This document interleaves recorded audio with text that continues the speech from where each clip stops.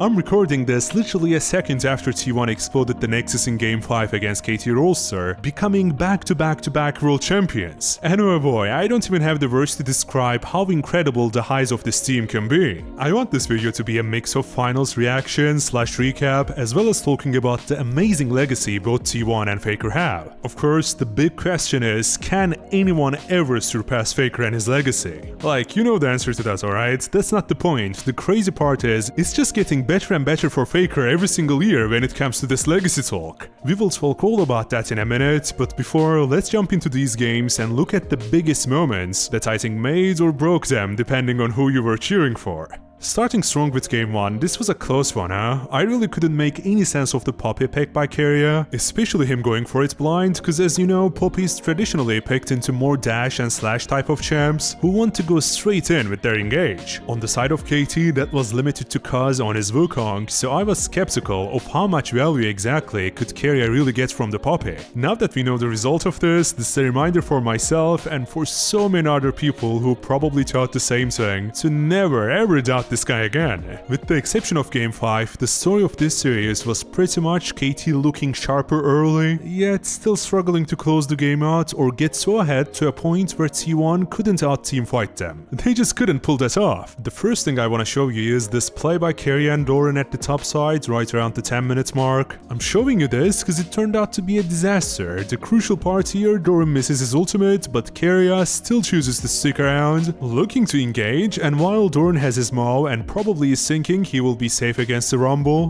the enemy jungler and Braum are also closing in here. Kaz sees that Poppy ulti coming from Keria, flashes over it, which is terrible for the side of T1, as they have nothing they can do other than give away these 2 kills. And let me tell you, the disasters on the top side of T1, at least in Game 1, doesn't end here. Having secured the first 2 Drakes plus the Heralds, KT moved to take the first tower on the top lane, and Doran just TPs right in. I get it, my man, you're an Ambessa, but you are not getting off that CC chain when KT has a Braum, a Ryze, and a Wukong. As I told you, things were looking bad and I was thinking, damn Doran, do not choke, like lock in. And did he lock in the next team fight? Spoiler alert, he did. I would say this Drake setup here by T1 wasn't bad at all, cause I wanna remind you, they were 2.5k gold down, but still mainly thanks to Keria's incredible, insane, indescribable reaction to the flash engage by Kaz, and I don't say that lightly here, okay? Thanks to that, T1 managed to survive the initial engage, and my man Doran from his flank finally gets to connect with his team by landing his ultimate on Ashe, not giving Dogdom any meaningful uptime to do damage. That's massive. It's really well played by the entirety of T1, yet I gotta say, Keria's reaction was what brought them to life here. Shortly after, at the fight for the Otacon, Doran once again found Ashe, and T1 won the front to back here pretty easily since Doran was able to tank so much. I mean, BDD was kinda cooking here and there throughout this game, cause look just how close he got to destroying T1. He plays the rest of this fight by flashing and picking up the kill onto Doran, and then he does this insane Ryze ultimate in instead of out and takes down Guma as well. That is extremely bold in a good way. Thankfully, Faker's TP is there in time, and he has this massive, beautiful shower on both of KT's remaining damage dealers, which are Kaz and BDD. They both go down. From there, the game is a wrap basically for the side of T1. I mean, don't get me wrong, KT did put up a respectable fight, yet by the end of the game, everyone in T1 was like 2-3 levels ahead of their counterparts, so they did not exactly struggle to close this one out. That was the first game, right? And to see KT go down after having such a clean early game made many people, including me, feel like this was going to be an easy 3-0 sweep for T1. We were so wrong, and I'm glad we were, right? Cause what followed was a banger of a series. While it ended with T1 lifting the Summoner's Cup, this series also had moments where KT had the upper hand and they managed to snatch 2 victories. There are lots to be said about both of them, but as you know, the last team fight in the end of Game 2 was so crazy, I think I'm just going to focus on that, okay?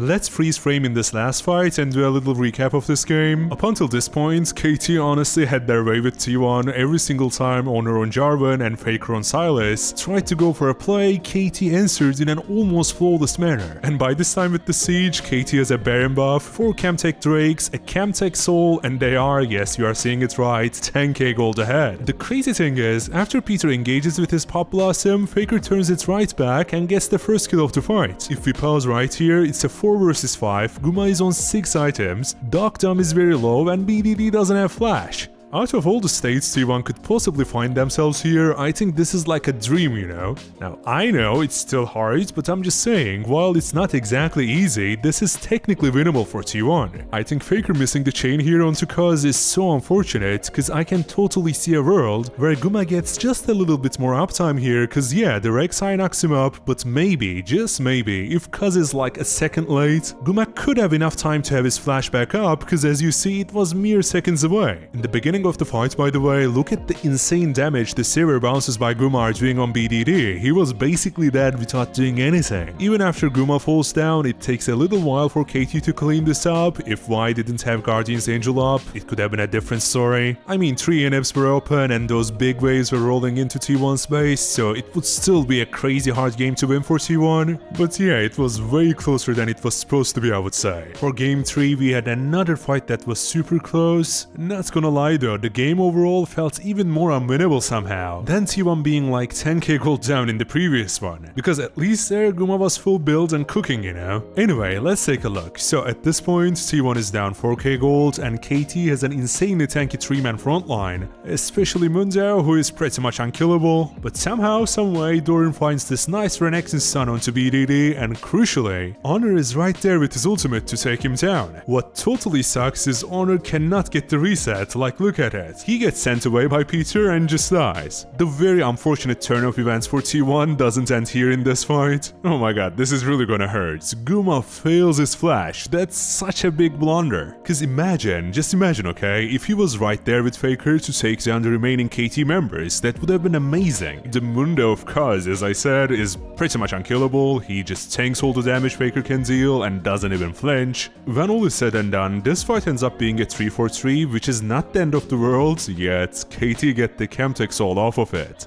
That changes things, alright? With a fat Mundo on the enemy team, when you really think about it, it is indeed the end of the world for T1. The rest of the game from this point on is pretty much easy cruising mode for KT. I have to admit, at this specific moment, seeing KT being only a game away from sealing the deal, it was very easy to doubt T1. BDD was playing out of his mind, seriously though, this is by far his peak performance, so it was feeling a bit tense and gloomy being a T1 fan. Then came game 4, right? After always losing the early games, T1 was looking shakier too in this gank by KT. Faker I think flashed the wrong direction, plus held it for way too long. Cause you see, a Tom Kench roam here is kinda obvious, and BDD does the flash E into the auto perfectly. So Faker turns into the egg and falls down shortly after. I mean, this was not the greatest start when your opponent is at match point, you know? What happened even before this first kill was Honor losing his flash level 1. I was thinking that can't be good, cause it pretty much means a free dragon for KT. Well, check this out, cause that's not how it played out at all. If we freeze frame at 5 minutes and 40 seconds, as you can see, Honor's flash is about to come back, Faker is dead, and Caitlyn along with Tahm Kench are first to move here, so on paper, stealing this dragon seems basically impossible. That's the type of heist T1 loves pulling off at these dragons and barons, as we all know, cause Honor, Carry and Guma, they just woke up. Honor flashes over the Trundle E, and boom, that's first break for T1. I mean, at this point, seeing T1's draft, everyone knew that objective control and stacking would be their way to win this one, and it was exactly that. They played it to perfection almost. The Anivia pick by Faker had massive value in this game, even though BDD landed some crazy stuns on Guma, and not only that, he hit this big one at the end of the game. Let me tell you, that was so stressful to watch, but nevertheless, T1 played to their strengths all game, secured the Otacon, the Drakes, the Baron, mostly thanks to Guma. He shows they don't call him the second jungler or the second smite of T1 for no reason. So that was game 4. Heading into game 5, Silver Scrape's Orchestral was playing, everyone was hyped out of their minds, cause like come on, this was a telecom war at World Finals and it goes to a game 5, of course it does, right?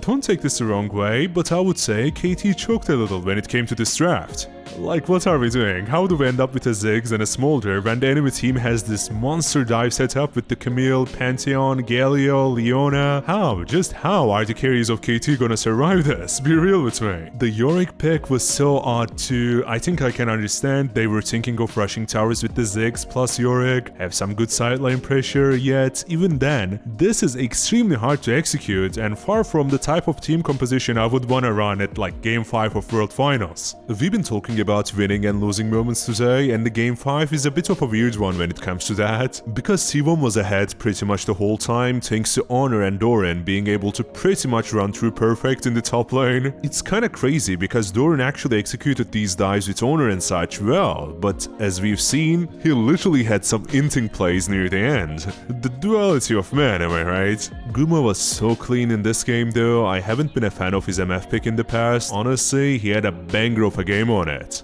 Other than that, I think we saw the nerfs really get to some players by this point, not just Doran too. Like Peter went into this MF ult while KT was trying to fight T1 at Datacon, and that looked so bad. As I said, nerfs, they must be insane. It makes sense, think about it, it's the last game of the year on the biggest stage possible. I thank the heavens, Doran's int moments did not add up to anything meaningful for KT to a point where they could come back to the game. Once again, T1's early game was way too clean, so they were in a game state that can tolerate a few light throws here and there. Looking back at this game and the series as a whole, I gotta give BDD's credit still. He was cooking for a bit. In Game 5, he didn't do anything particularly crazy, it was just T1 failing dives again and again. I'll still go ahead and say he was clearly the best player in KT this whole series. He tried his absolute best until the very end. I'm so incredibly happy and sad for him at the same time, if that makes any sense. Anyway, let's not get too sidetracked. The idea here is Game 5 was a decisive T1 victory, ending with them becoming the first team in League Esports history to three-peat at Worlds. I cannot possibly overstate how amazing of an achievement that is. Now that we have the finals covered, the highs and the lows of the performance T1 had on there, I'm thinking we should talk a bit more about where does this leave them legacy-wise. Let's start with the GOAT actually, Faker. I mean, you know, a guy had a crazy career when his biggest opponent is himself. I don't know if you've seen it, but there's this meme and actual comparisons of people trying to decide if SKT Faker or T1 Faker is better. As someone who has witnessed both eras, I would definitely go with SKT Faker. I kinda find it unreasonable and unfair to expect Faker to maintain the level of gap he had with all the other players forever and ever. It's not realistic. People did get good at the game, you know what I mean? We are never going to see the insane mid gaps Faker was able to create back in the day in Modern League. Still, what he's been able to accomplish in the last 3 years is nothing short of incredible. The guy is what, 29 now and just signed to T1 until 2029 if I'm not mistaken. That's a very long time. Even if we assume he doesn't win anything else, which would be a foolish thing to assume by the way, we are talking about Faker after all, I still can't imagine any other league player ever coming close to this massive legacy he has built. I don't want to sit here and read out all of his achievements to you one by one, cause that would literally take hours. What I will do instead is ask you one simple question. How many times, just how many times a Faker outplay, a Faker moment made you feel shivers while you were watching Worlds, MSI, LCK, whatever, it can be anything. Be honest with yourself, alright? Try to remember the obvious one first. Of course I'm talking about Faker. What was that? Look at the clans, look at the moves. From there, remember the shuffle onto ruler, the storyline behind it,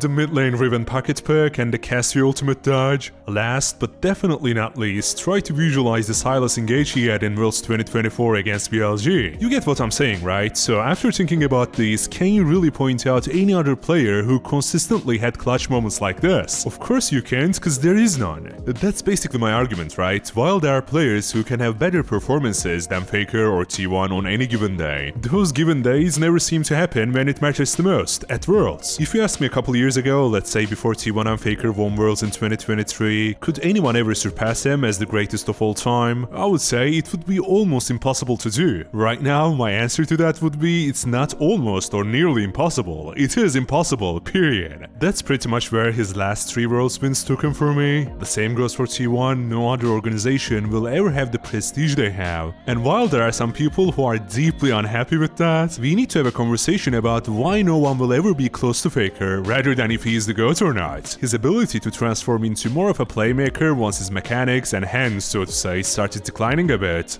was so crucial for the success of T1. I can literally see him leading the team not just by his plays but also his experience as well as his mental fortitude. I reckon that's more than enough glazing, praise, whatever you wanna call it for Faker and T1. Let me tell you though, they deserve it all. I'm excited for another year of incredible League of Legends ahead of us in 2026, since 2025 is basically done for. If you wanna hear more updates in the League esports scene, I'm your guy, okay? So please do not hesitate to subscribe. Take care and I'll see you next time. Bye bye.